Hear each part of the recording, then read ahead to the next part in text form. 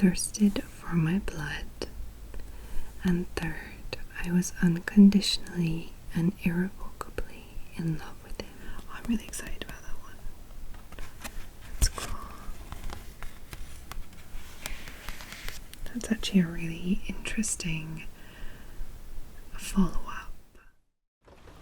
This is Jen ASMR unboxing. Subscribe before you fall asleep. Hi there. This evening I am unboxing some books and I'm really excited about it. I literally bought these on a whim and they came next day delivery, and now I'm unboxing them the night that I received them. So basically this is a book series that I've never actually read. I've only seen the films, and recently, well, you already know what this is because you've seen the title and the thumbnail probably. So it's something that I've only seen the films with, but there's been a little resurgence because they were on Netflix for a while, and I rewatched everything on Netflix a while ago. But I recently found a podcast that is actually presented by one of the characters and her friend, and they are going through rewatching, talking about the experience, and like interviewing different cast members and like the director and all these kind of things, and it's just really fun. And so when all of this was happening, like when the films were coming out, I was in my early 20s, so maybe like a few years older than the actresses and actors that were in the films. But yeah, it's really fun. So before we have a look at this box set, I am just going to spend a few minutes making some sleepy cardboard sounds on this lovely Prime Day advertising that they've stuck on here. If you prefer just to see the books, feel free to skip ahead. Timestamps are down below. Otherwise, relax and enjoy the sleepy sounds.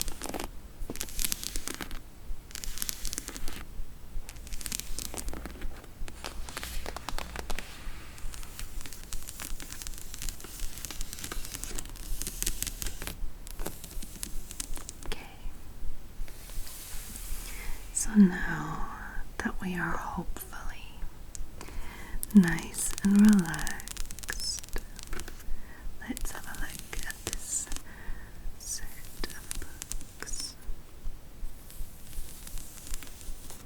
So obviously I was talking about the Twilight series, which I think you've probably guessed by now, if not from the beginning.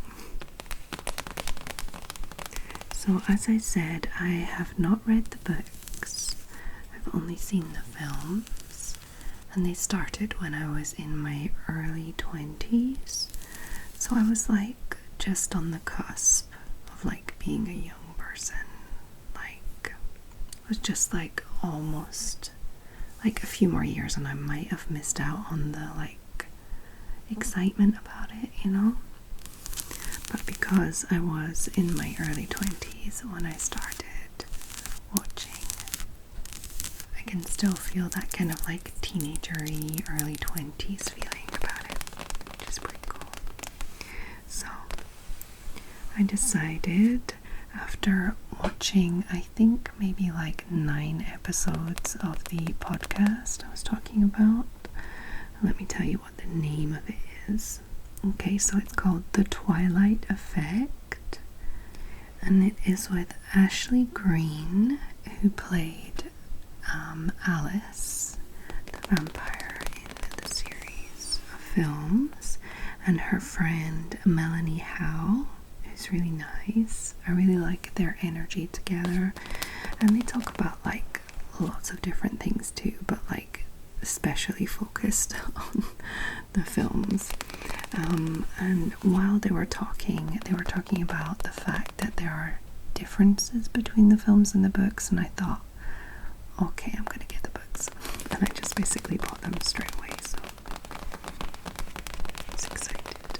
So there are 5 films, and I feel like they come from the first 4 books. I'm not like up on my dates and stuff, but Midnight Sun doesn't ring a bell, and The Short Second Life of Bree Tanner doesn't ring a bell. There was an option of only 5 books or 6, and I thought, well, might as well go for 6. They're linked.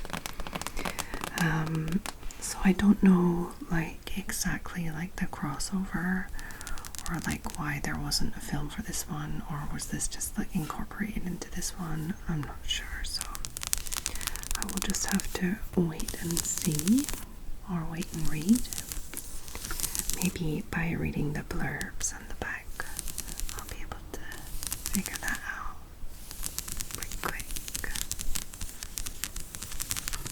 Okay, so I'm just gonna go through the books one by one, tracing a little on the covers, having a little read of the blurb, that sort of thing. I got this kind of like white set because it was kind of the one that was quite popular on Amazon, and it would be delivered next day. From what I remember from the books, they were like black. They were like black covers with red designs, and these just seem to be white with red designs. I like them like that. Nice and clean looking. Really pretty. Okay. So let's have a little look at the first book. I have to take it out like this.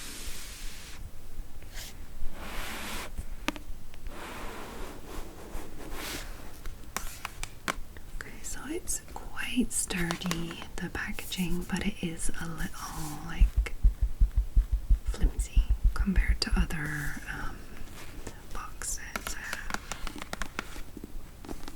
Okay, let me just pop this to the side. So the first interesting thing is that the title is not on the front of the book. It's just this simple design with the red apple, which they actually talked about a little in the podcast, because there's a moment in the film where this image is kind of reintroduced in a kind of fun way, where Bella drops an apple and Edward kind of juggles it a bit and grabs it like that.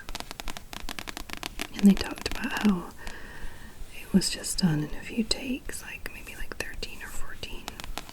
It wasn't like tricks or strings or whatnot. I like fun little behind the scenes stuff like that, and this podcast is full of it. So Twilight, which is actually just the name of the first book. It's not like what's called the Twilight Saga, but like, yeah. Okay. So, Twilight. About 3 things I was absolutely positive.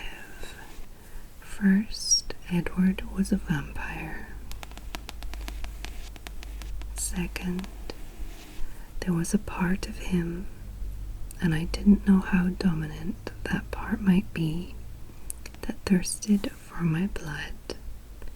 And third, I was unconditionally and irrevocably in love with him. Oh.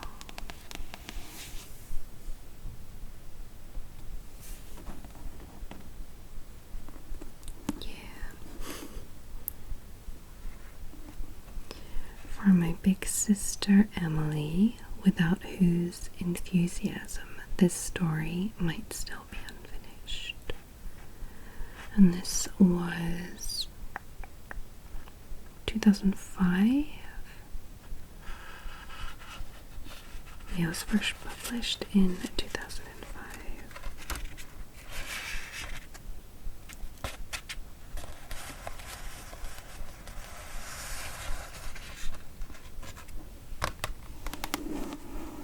I thought it might have had a little more about like what happens in the blurb, but I'm guessing this is like extremely minimalist, like a minimalist set of books.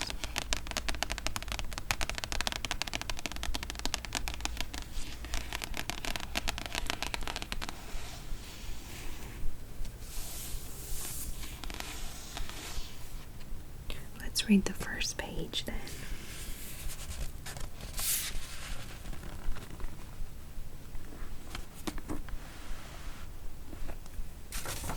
So we're sticking to the red and white.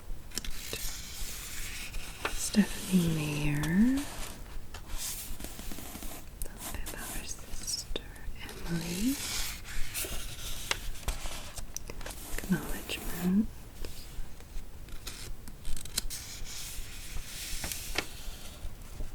Contents.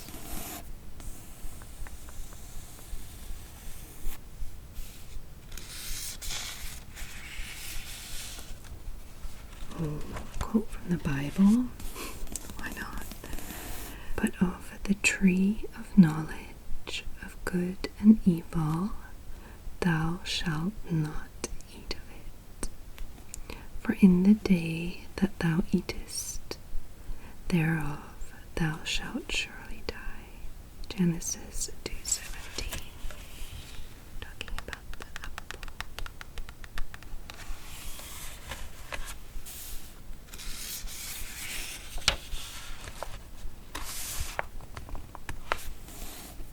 Preface. I'd never given much thought to how I would die, though I'd had reason enough in the last few months. But even if I had, I would not have imagined it like this. I stared without breathing across the long room into the dark eyes of the hunter, and he looked pleasantly back at me. Surely it was a good way to die, in the place of someone else, someone I loved, noble even. That ought to count for something. I knew that if I'd never gone to Forks, I wouldn't be facing death now. But terrified as I was, I couldn't bring myself to regret the decision.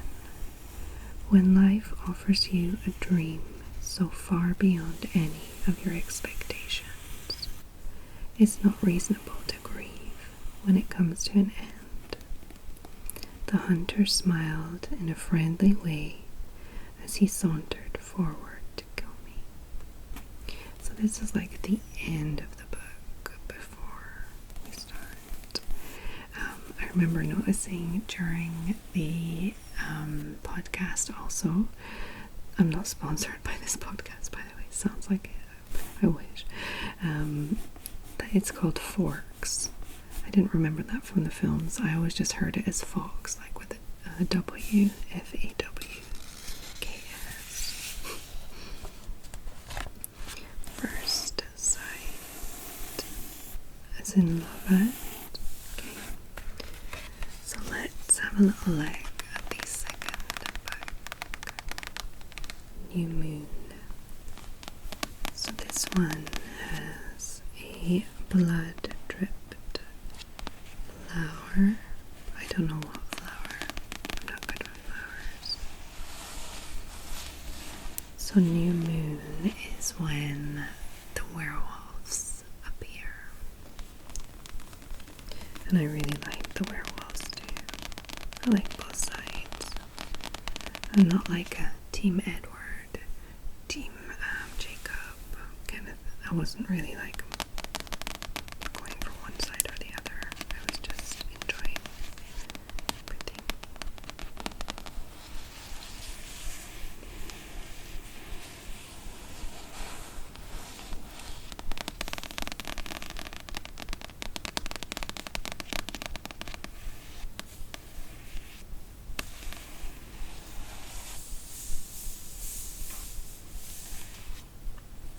It's pretty though.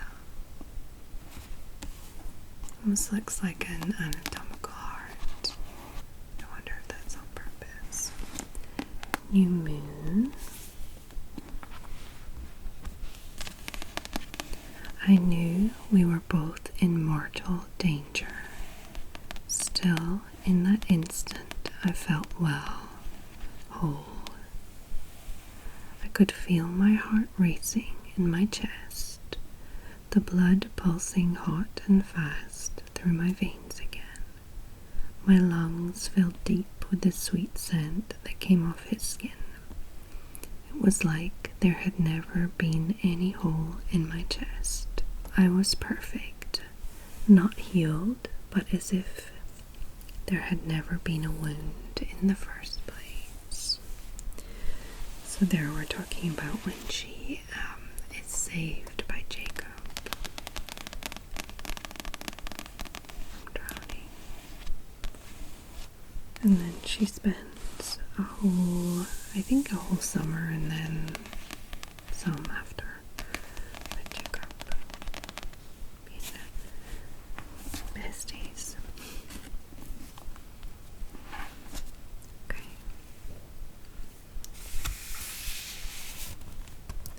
It's been a while since I rewatched them, so I'm kind of happy about that, because I do feel like I'm gonna like get a lot of details from the books, even though I'm watching this podcast that's like giving a lot of information. It's giving more behind the scenes film information, whereas this is going to give me like the original story.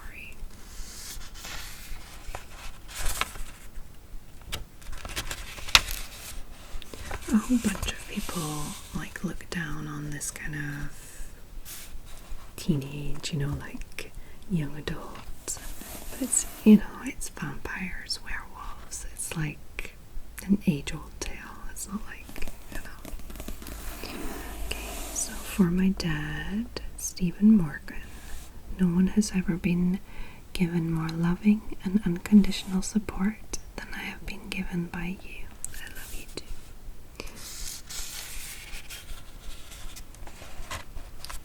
A whole bunch of acknowledgements.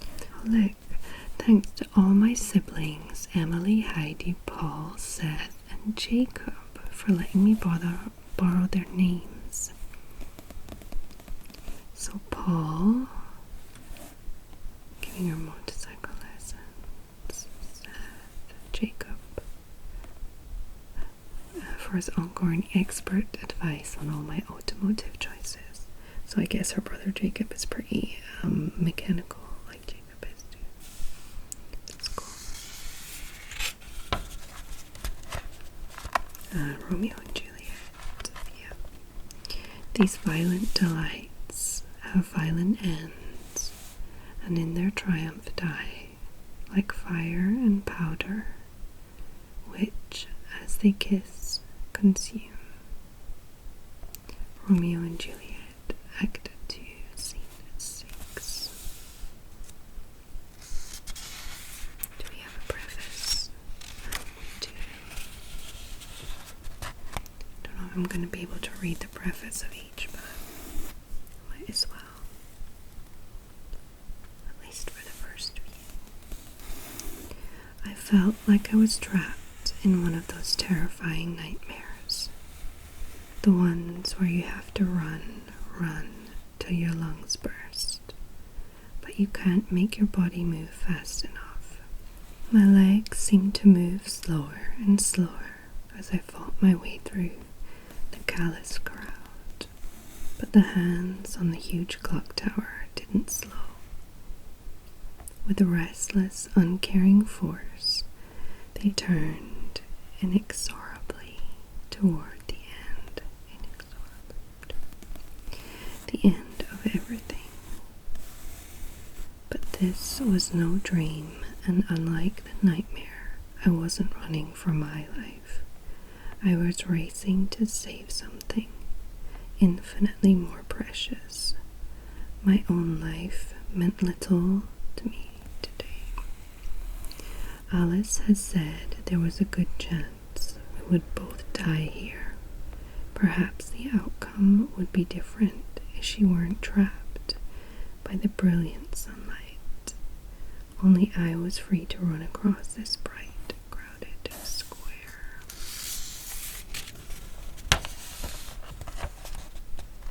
And I couldn't run fast enough, so it didn't matter to me that we were surrounded by our extraordinarily dangerous enemies as the clock began to toll out the hour.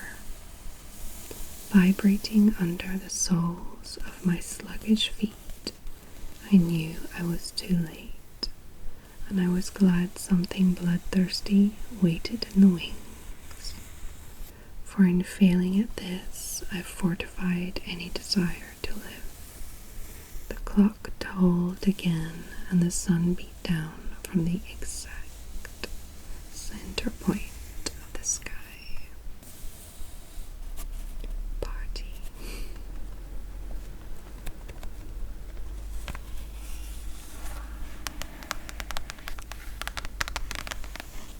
Going from life or death to to a party. Why not? So yeah, so it's the end of the book. At the beginning. Preface. Okay, let's move on to number 3, Eclipse. And we have a red ribbon that has been broken.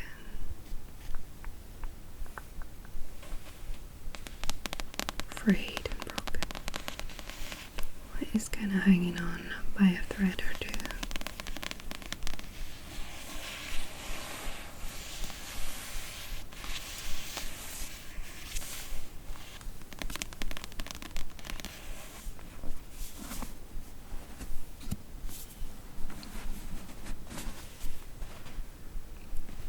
Eclipse. In the dead silence, all the details suddenly fell into place for me with a burst of intuition. Something Edward didn't want me to know. Something Jacob wouldn't have kept from me. It was never going to end, was it?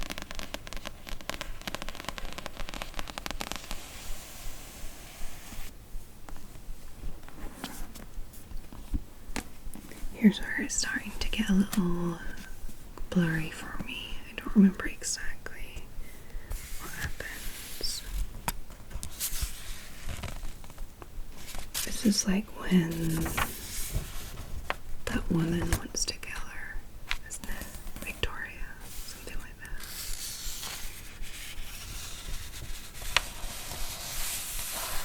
that. To my husband, Poncho, for your patience, love, friendship, humor, and willingness to eat out.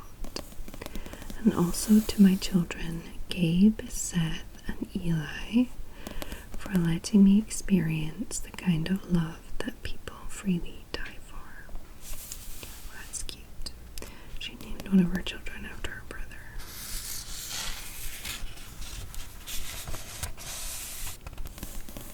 Some more acknowledgement.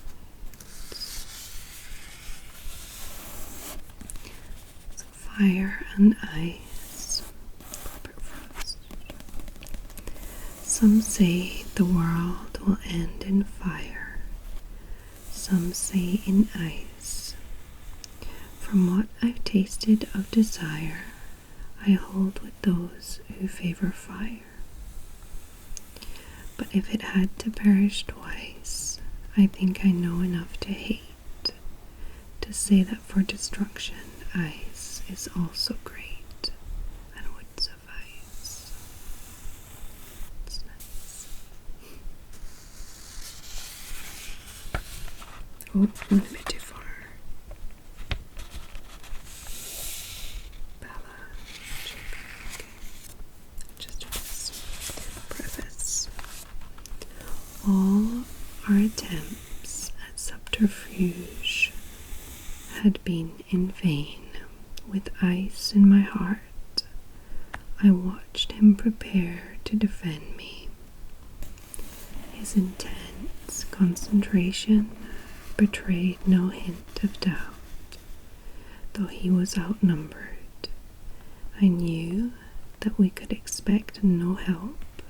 At this moment, his family was fighting for their lives, just as surely as he was for ours. Would I ever learn the outcome of the other fight? Find out who the winners and the losers were? Would I live long enough for that? The odds of that didn't look so great. Black eyes, wild with their fierce craving for my death, watched for the moment when my protector's attention would be diverted, the moment when I would surely die. Somewhere far, far away in the cold forest, a wolf howled. Oh. Yeah, some of it's coming back. So that's Eclipse number 3. Let's look at number 4, Breaking Dawn. I feel like Breaking Dawn was like the films were in 2 parts. So you had Breaking Dawn part 1 and 2, and that made 5. Don't quote me. Chess. A chess game. That's weird texture on part of it. I think a little printing mistake. Can you see? Each of these are shiny, by the way. I don't know if I showed you that. On my little mini hand ring light there. Can you see? There's like a strange texture there. I don't care about.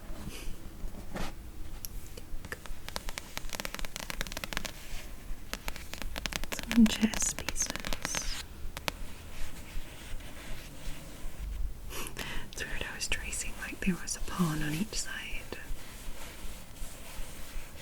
Can I do that? There we go.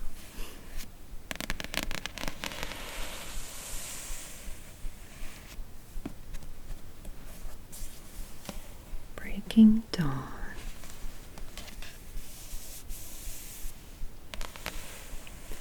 When you loved the one who was killing you, it left you no options. How could you run? How could you fight when doing so would hurt that beloved one? If your life was all you had to give, how could you not give it? If it was someone you truly loved. I think that's about our daughter. Spoiler alert. Should have said that before. So yeah, Bella is well and truly a vampire at this moment and pregnant. So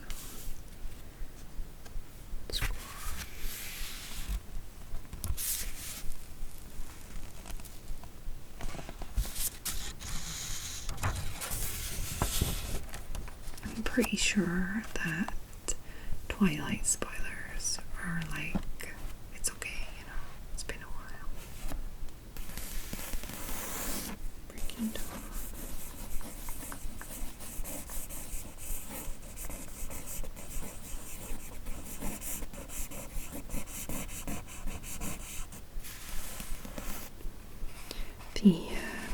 The sixth book is down here, so it's not part of the series, but it seems to be linked. I don't know.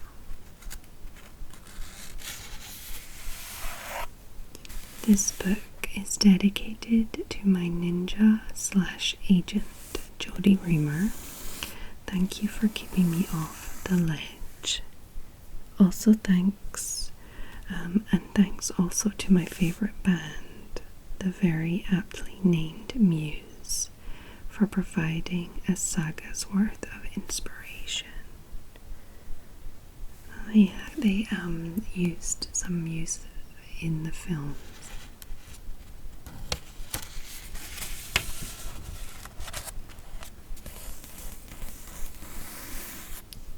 Some acknowledgements.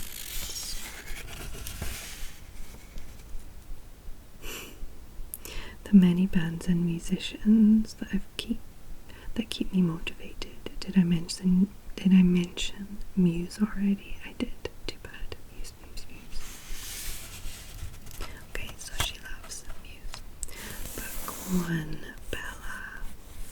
Okay, so it's actually in 2 parts. Cool.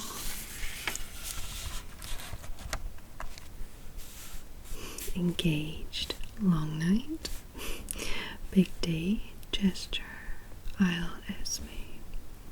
Distractions and unexpected.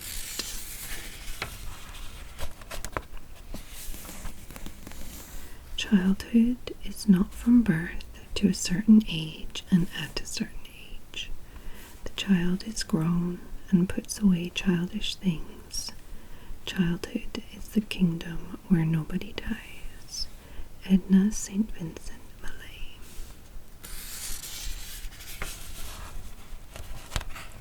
Why is this a long preface?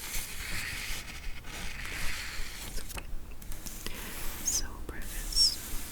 I've had more than my fair share of near-death experiences.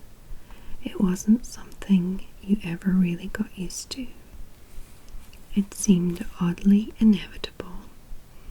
Though facing death again, like I really was marked for disaster, I'd escaped time and time again, but I kept coming back for me. Still, this time was so different from the others. You could run from someone you feared. You could try to fight someone you hated. All my reactions were geared towards those kinds of killers, the monsters, the enemies. When you loved the one who was killing you, it left you no options. How could you run? How could you fight? When doing so would hurt that beloved one. If your life was all you had to give your beloved, how could you not give it if it was someone you truly loved? So that was on the back. I just realized Bella is not yet a vampire. she got pregnant because she's not a vampire yet. She got pregnant on their honeymoon because Edward wanted to get married first before consummating, and also before she becomes a vampire. She had to be, he wanted to wait till she was like 18 and then, I don't know. Okay, let's see if we can find the second part in here. So 107 was the beginning. Oh, look at that. Smashing. Book 3. Okay. Let's look for book 2. I already found book 3 though.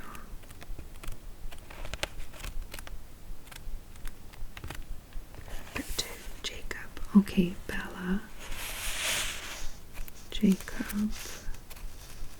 Does Jacob have a preface?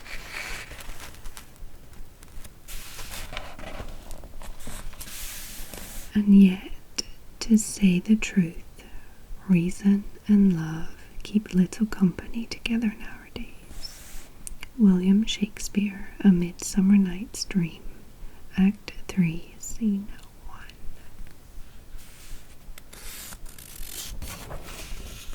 Preface.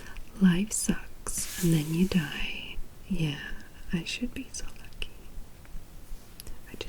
It was a song, that song. Kylie Minogue. I should be so lucky. Yeah.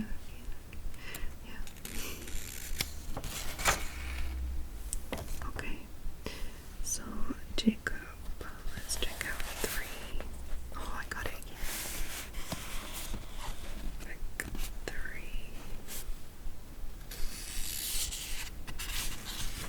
Okay, book 3 has a contents. Jacob's pardon.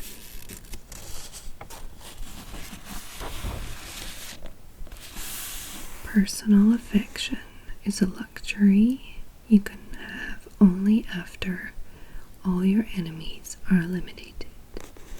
Until then, everyone you love is a hostage, sapping your courage and corrupting your judgment. Orson Scott Card, Empire. I don't know that one. Let's have a little look at this preface. Burning.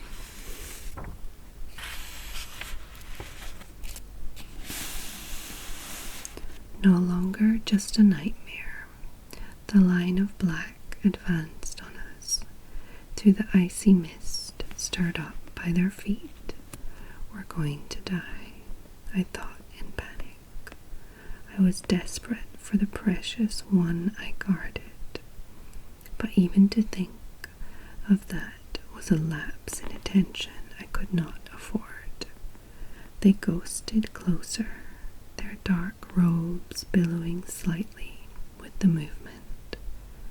I saw their hands curl into bone-colored claws. They drifted apart, angling to come at us from all sides. We were outnumbered. It was over. And then, like a burst of light from a flash, the whole scene was different, yet nothing changed. The Volturi still stalked towards us, poised to kill. All that really changed was how the picture looked to me.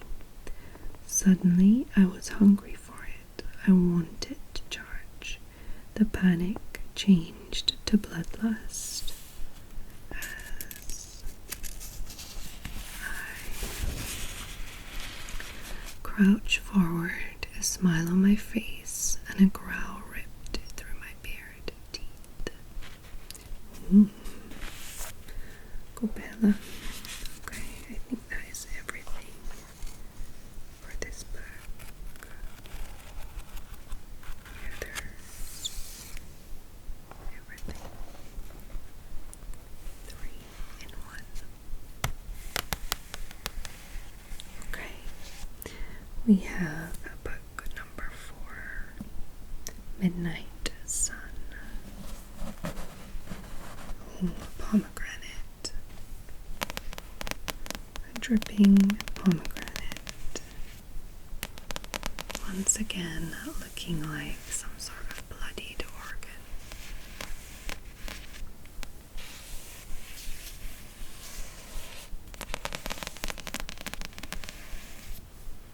This one is pretty chunky.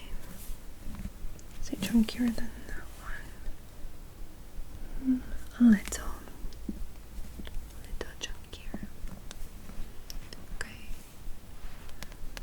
It was strange how much I hadn't understood before Bella. She had changed me more than I'd known it was possible for me to change and still remain myself. What's this about? Whose perspective is this?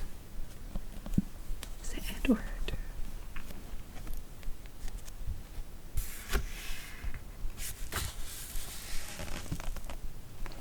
Okay, so we have who Stephanie Meyer is, or Mayer, sorry. I've heard it both ways. I think it's Mayer. Midnight Sun. Okay, slightly different already there.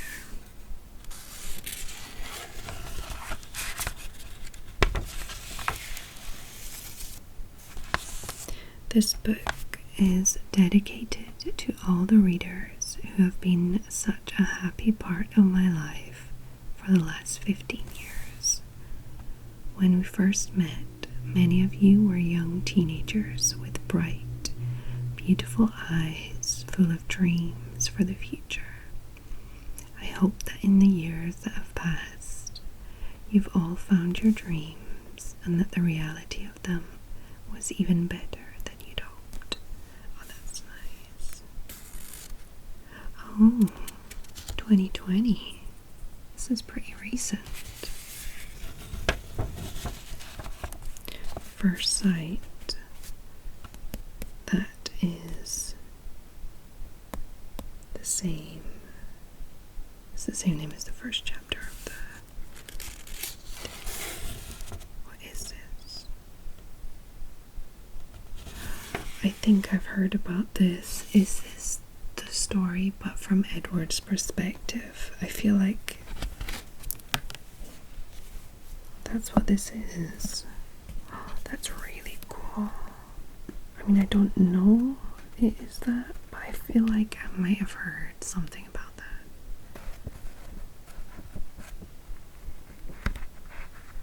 Already called High School Purgatory.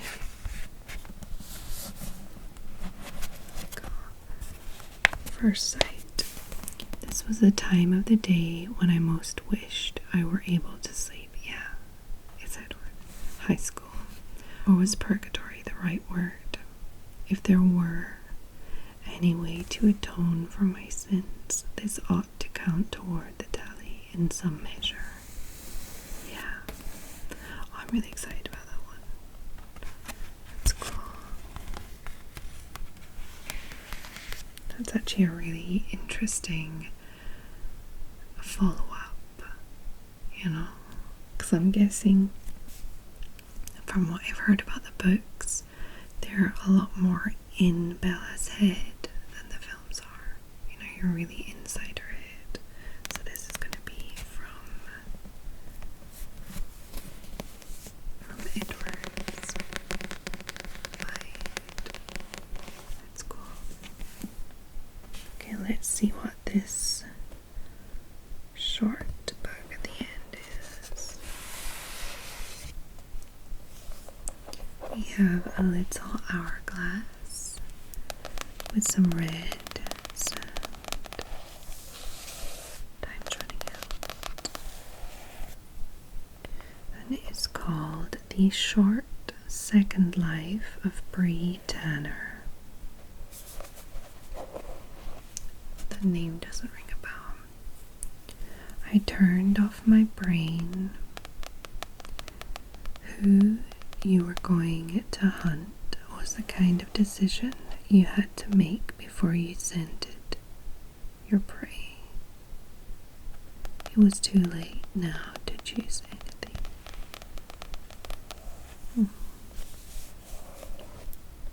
I wonder how closely related this is to the Twilight series. Like Saga. An Eclipse novella.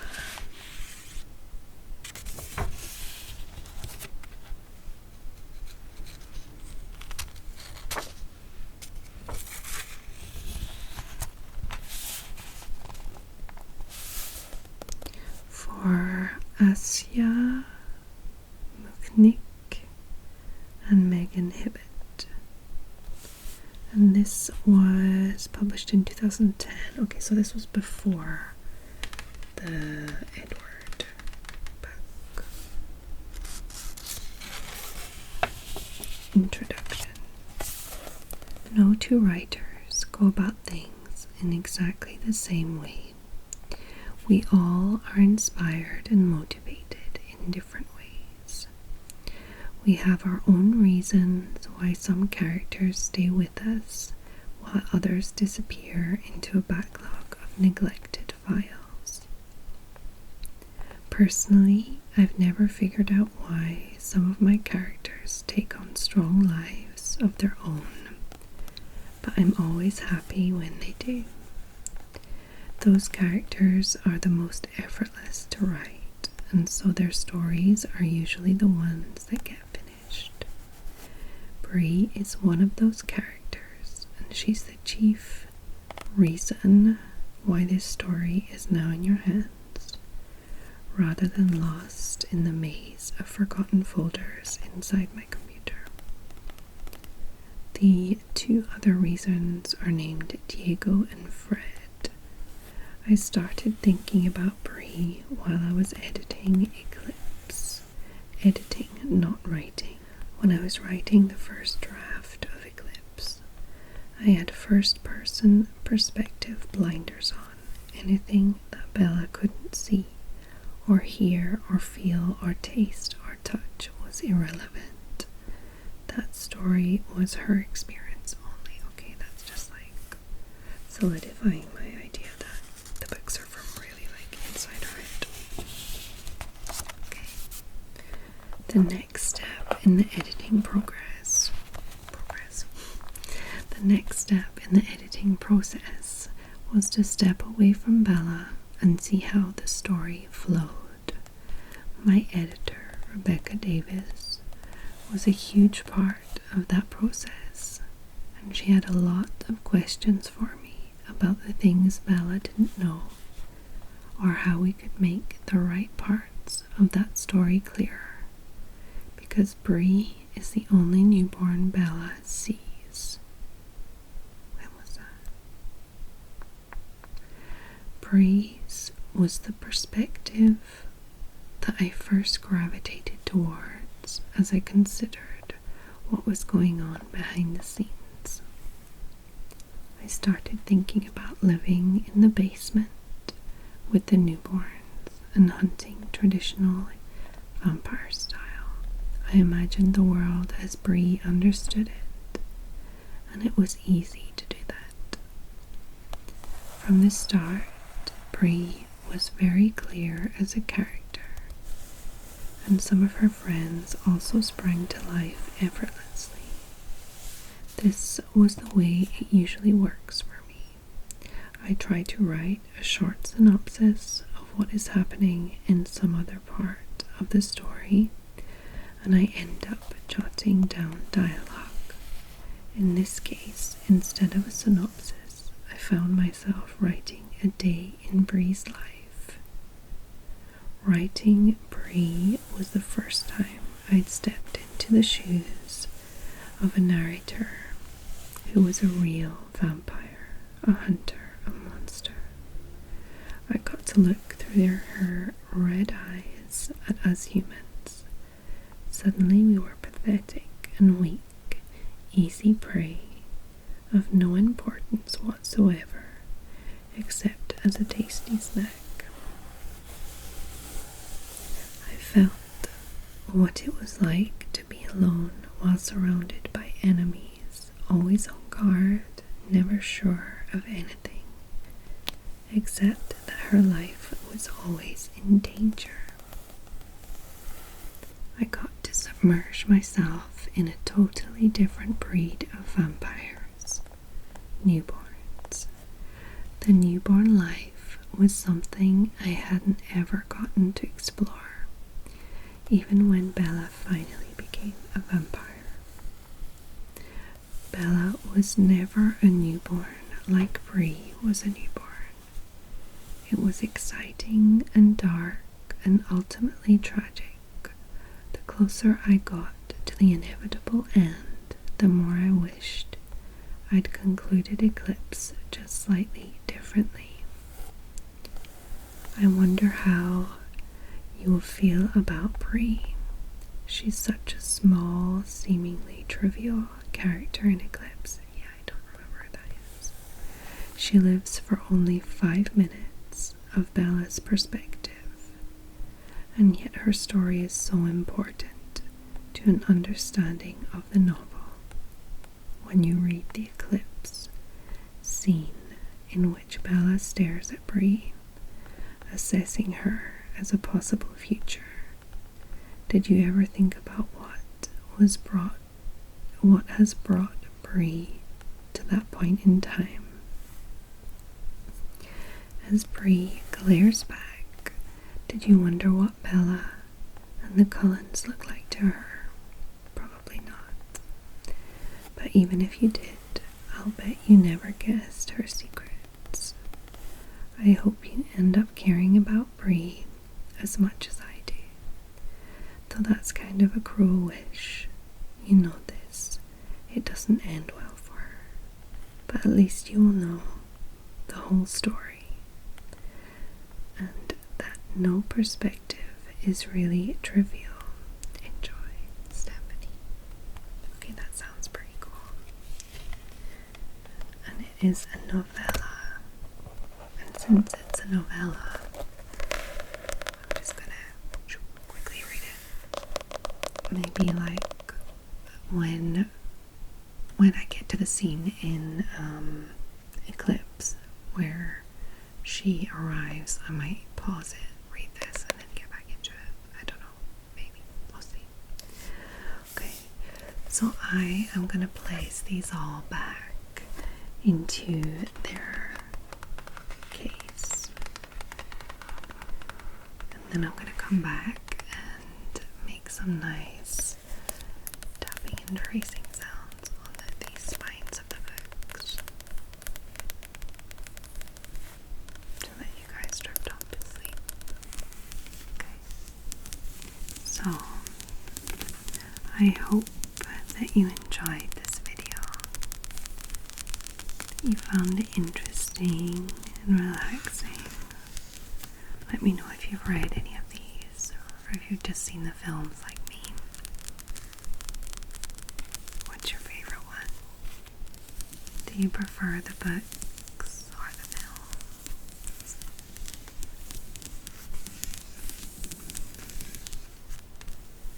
So I hope that you're all well, wherever you are in the world, whatever's happening around you. I hope that you can find your own little bubble of calm.